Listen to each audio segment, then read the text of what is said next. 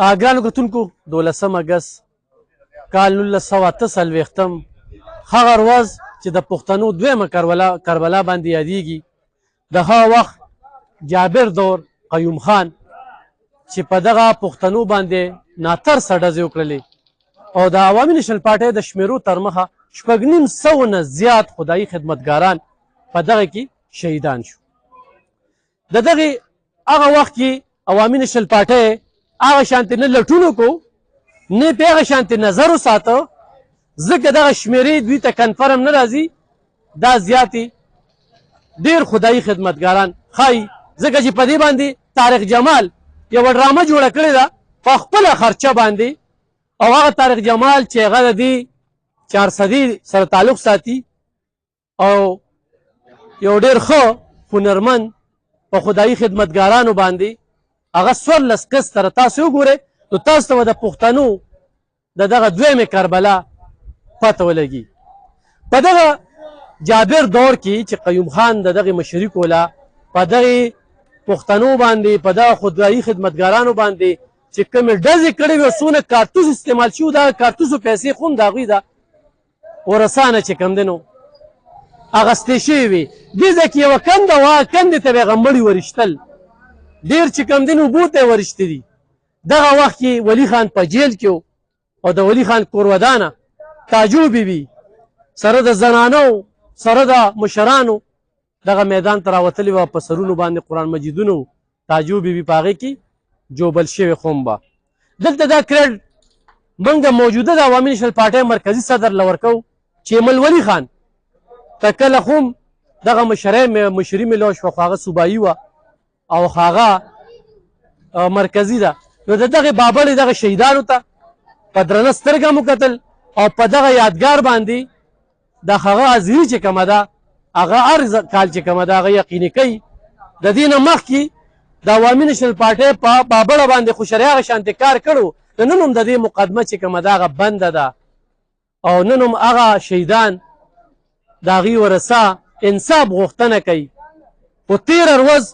په مرکزي اسمبلۍ کې چې ایمل ولي خان کم وکالت د بابړې کړی دی نو د پاکستان په تاریخ کې په لومړي ځل سندیان هم خبر شو، بلوچیان هم خبر شو، پنجابیان هم خبر شو چې پښتنو سره یو داسې ظلم خو هم شوی دی چې 950 خدایي خدمتګاران هغه وجل شوي دي. نن په دې ځای باندې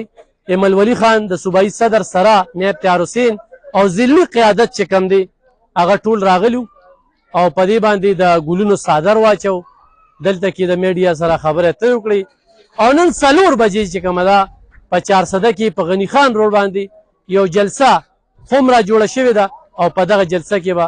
مرکزي صدر ایمل ولي خان نورې مهمې خبرې اترې کوي. او په دې موقع باندې ما دا خبره کول غوښتل چې دا د پښتنو هغه دویمه کربلا چې د 950 نه زیات شهیدان ورکړي دي عوامي نېشنل پارټۍ په مشرانو باندې نن خو هم چې کوم دی نو هغه تپوس هغه راولاړېږي. دلته کې چې کوم دی نو زه دا دي رحم باچا هم راغلی دی، نوید ګیګیاني چې کوم دی چې نن سبا خو په ډېرو غټو پایو کې دی، خو بهرحال ایمل خان چې اوس ته نو سلام یې ورسره ډېر لیټ وکړو نو ما په هغه ځای کې ګوتو چته کړله چې هلکه دې ټایم کې چې کوم دی سلام لیټ ولې وشو. خو بهرحال د ځوانانو سره د ایمل خان یو بېله مینه ده او موږ یې خو د ګریوان نه مرانوي شو او دا چېرته ګڼلی چې دا مرکزي صدر دې نه مخکې چې اسفندیار خان سره ملاوېدو نو هغه ډېره ګرانه وه. نو زموږ د 400 دپاره چې یاره زه خبره کوم چې انډیا یې خوښوي او افغانستان یې خوښوي او موږ یې په دې ضلع کې نه خوښو، ګینې دلته کې خو د کار په نسبت سره وګورو نو 2 پارټۍ یا ولی باغ او یا بابای روزګار شیرپو خان، ګینې څوک د سره موازنه وکړي چې دلته کې بیا نور چا کارونه کړي. موږ سوچ چې اجتماعي کوو نو بیا دې خلکو له کارونه ورکړي، ترقي یې کړې ده. نن دوی ولاړ دي، د دوی پکې مشران چې کوم دي په دې کې شهیدان شوي دي، دوی هم دغه غوښتنه کوي چې دغه شهیدانو تر انصاف میلو شي او دغه مقدمه د ایمل ولي خان چې څنګه په اسمبلۍ کې لړاو کړله، یعنې په لومړي ځل په اسمبلۍ کې په دې باندې بحث مباحثه وشوله. څه به وایې نوید په دې موقع به څه وایې؟ زه دا خبره کوم چې افسوس په دې یو خبره کوو چې په 400 کې یو دانه غټه واقعه دا د عوامي نېشنل پارټۍ ورکرانو سره نه رشوي دا نه د بلې سیاسي پارټۍ دا خدایي خدمتګار وو او خدایي خدمتګار هغه و چې هغوی به صرف د الله د مخلوق د الله د رضا لپاره خدمت کو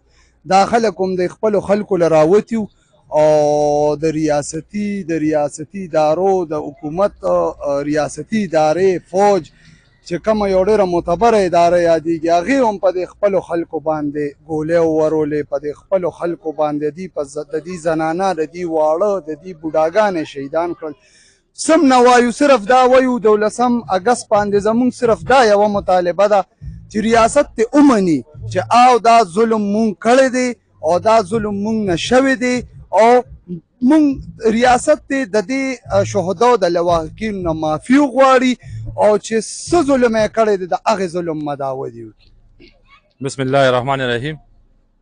الف خان وروره مسله داسې ده چې لکه عوامي نشنل پارټۍ صرف د پښتون تپوس کوي پښتون سره چې کوم ظلم شوي د هغې تپوس کوي پښتون خپل مشر نه پیژني خپل اتل نه پیژني خپل رهبر نه پیژني خو لکه څنګه چې زمونږ د بابک صاحب خبره وایي ما